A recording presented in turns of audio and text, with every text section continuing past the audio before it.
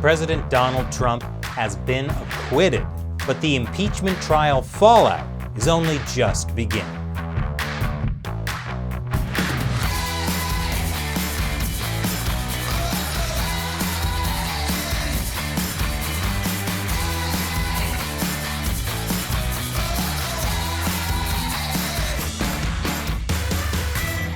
Welcome back to America Uncovered. I'm Chris Chappell. The impeachment trial of President Donald Trump is over.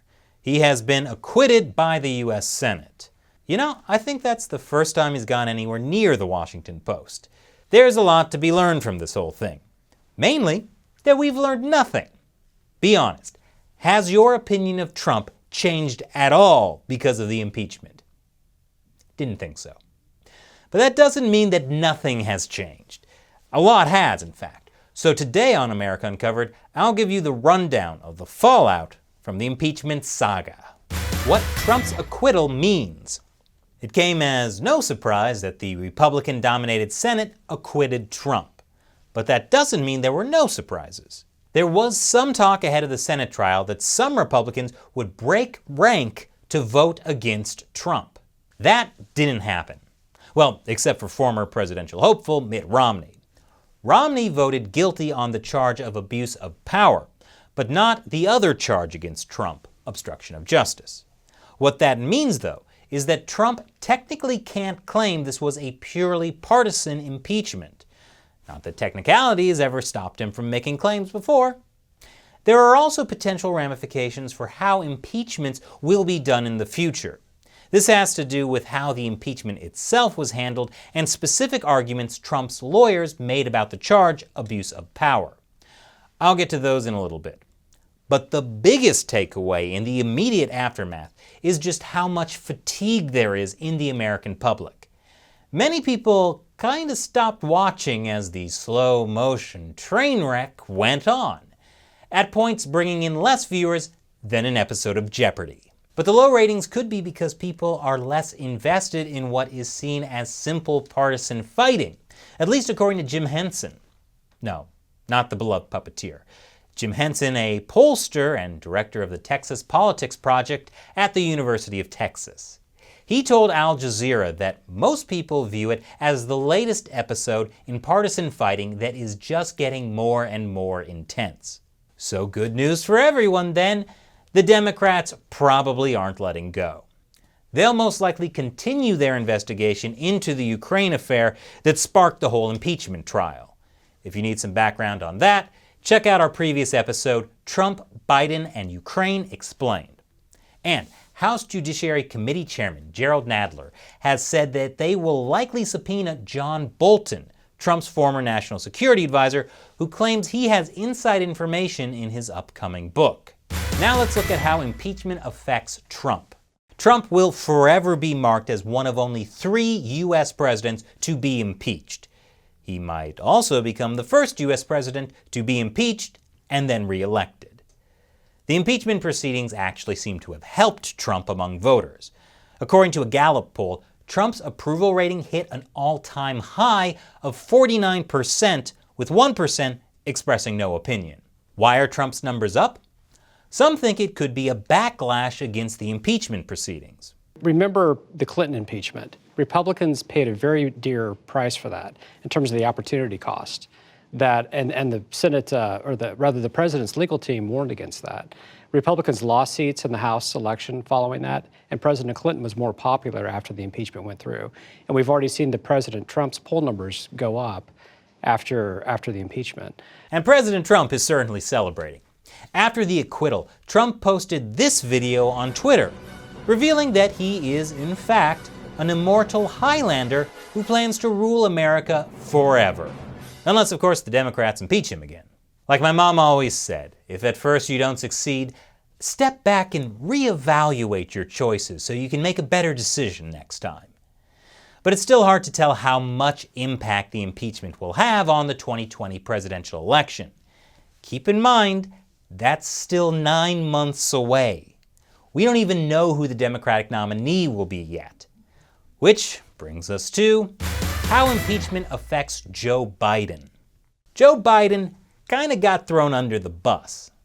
The impeachment centered on the idea that Trump abused his power by pressuring the president of Ukraine to investigate Joe Biden. The problem is, that also shines the spotlight on Biden and his possible corruption. Again, if you need background on that, watch Trump, Biden, and Ukraine Explained. But for now, what's important to know is that even though there is no evidence right now that Biden did anything illegal, he was contaminated by the Trump impeachment. Biden built his campaign mainly around the idea that he'd be the most likely candidate to win against Trump. But that could be difficult if Trump starts hammering him on shady deals with Ukraine during a presidential debate. So Democratic voters might be looking elsewhere. That could be why back in December it came out that Obama was quietly recommending that people donate to Elizabeth Warren's campaign instead of to his former vice president. And why Bernie Sanders has surged as a front-running contender. And now, how impeachment affects Mitt Romney. Mitt Romney broke rank with Republicans, becoming the first senator to vote to remove a sitting president of his own party. Now, since I spend so much time looking at the Chinese Communist Party for my other show, China Uncensored, my first thought was, oh yeah, Romney's going to get purged from the Republican Party. And then I remembered this is the United States, not China. As Fox News pointed out, the Republican National Committee has nothing in its rules about expelling an individual member from the party. In fact, when Senate Majority Leader Mitch McConnell was asked if Romney would at least be reprimanded, he said, "No, we don't have any doghouses here. The most important vote is the next vote." Wow, that's actually reasonable. But that doesn't mean Mitt Romney will get off scot-free. Which brings us to how impeachment affects the 2020 elections. Obviously, the fact that Trump was not removed from office means he gets to run for president again. But the impeachment will also have a big impact on Congress.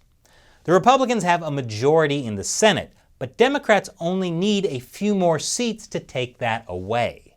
And in this year's election, 23 of the 35 seats up for grabs belong to Republicans. In the House, Democrats hold the majority, with 232 seats. Republicans hold 197 seats. But 31 Democrats represent districts that voted Trump in 2016. So the question is, how will voters view the impeachment? Will they be upset at Republicans who didn't vote to impeach? Will they be mad at Democrats who did? That will likely vary state to state and district to district. But both parties see this as an opportunity to seize a majority in Congress. And finally, how impeachment affects your sanity. Well, I can't say the impeachment trial did great things for my peace of mind. And that's because how you look at it depends almost entirely on your political point of view and not on objective facts. Democrats accused Trump of abusing his power by interfering in the 2020 elections by trying to launch an investigation into Biden's alleged corruption in Ukraine using quid pro quo. Republicans accused Democrats of abusing their power by interfering in the 2020 elections by trying to purge Trump for investigating Biden's use of quid pro quo. They were accusing each other of almost the exact same thing. I think Kent Seiler, a political scientist and former congressional aide, said it best. Republicans will see Democrats as Trump-hating overreachers who will do anything to overturn the election. Democrats will see Republicans as Trump enablers who are continuing to tolerate and cover up his bad behavior. And that obviously informed how Democrats and Republicans in Congress voted in the impeachment hearings. Now I'll get to the abuse of power charge I mentioned earlier. According to Stephen M. Griffin, a Tulane University law professor, one of the characteristics of this impeachment is that Democrats made no effort to argue Trump had committed a crime. Abuse of power is not well defined. It doesn't require an actual crime to have been committed. But the Democrats argued they didn't need a crime. According to the Constitution, the President, Vice President, and all civil officers of the United States shall be removed from office on impeachment for and conviction of treason, bribery, or other high crimes and misdemeanors. Democrats argued that abuse of power fits into high crimes and misdemeanors, so they had grounds to impeach. Trump's lawyers obviously argued otherwise. They said the bar for impeachment has to be conduct that is a crime or something both parties can agree on. Otherwise, any future president in a deeply divided government could face impeachment. If that becomes the new norm, future presidents, Democrats and Republicans, will be paralyzed the moment they are elected. The bar for impeachment cannot be set this low. And Republicans, except Romney, obviously agreed with Trump's lawyers. Republican Senator Marco Rubio wrote, "Can anyone doubt that at least half of the country would view his removal as illegitimate, as nothing short of a coup d'etat? It is difficult to conceive of any scheme Putin could undertake that would undermine confidence in our democracy more than removal would." Another Republican Senator, Josh Hawley, said, "We would be effectively invalidating the choice of the American people. It's very weighty, and the standard of proof becomes very hard." That's why even Nancy Pelosi 12 months ago told the Washington Post, "Unless there's something so compelling and overwhelming and bipartisan, I don't think we should go down that path of impeachment because it divides the country." But now that impeachment has gone through with Trump acquitted, Democrats fear this means Trump and any future president will be able to freely abuse their power without restraint, at least so long as they avoid committing an actual crime. Or maybe even if they do commit an actual crime, as long as they control the Senate. Of course, I think it's pretty clear the Democrats have wanted to impeach Trump since he first got into office.